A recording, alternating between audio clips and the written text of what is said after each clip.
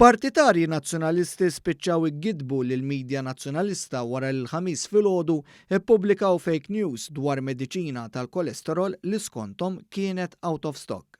Ftit tal-mumenti biss wara li ħarġet din l-aħbar ffabbrikata fuq il-midja soċjali, diversi persuni rħowla sabiex iwieġbu dwar din l-istorja falsa. Al kuntrarju ta' dak ir-rappurtat, qalu li kienu għadhom kif ġabru dawn il-mediċini mill-ispiżeriji li joffru s-servizz tal-ispiżjar tal-għażla tiegħek. Kumment ta' persuna li identifikat lilha nnifisha bħala nazzjonalista stqar hekk. Jien il-verità ma narax isbaħ minna.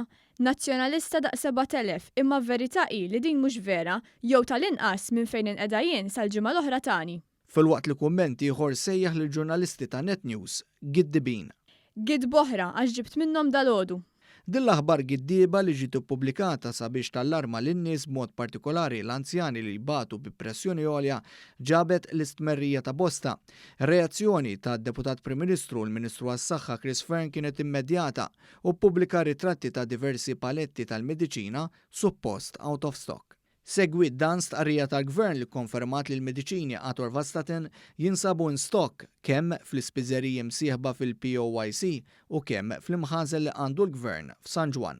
Id-daqqa tal-mewt għal fake news oħra tal-Kamra tal-Aħbarijiet Nazzjonalista ġiet minn filmati miġbuda l-Ħamis Stess minn One News fl-imħażen tal-Gvern. Uffiċjal tal-imħażen tad-Dipartiment tas-Saħħa stqar li din il-mediċina qatt ma kienet out of stock u bħalissa hemm maħżuna 6 paletti beluf kbar ta' pinnoli atorvastatin fl-imħażen f'San Ġwan u madwar 6 paletti oħra fl-ispiżeriji. Minkejja ċaħda kategorika minn kull front, il-midja nazzjonalista baqgħet tippersisti fil-gideb u għad li kienet kostretta tneħħi l-istorja minn fuq Facebook, għażlet li tibqa' tuża s-saħħa tan-nies biex tipprova tirbaħ xi punti politiċi.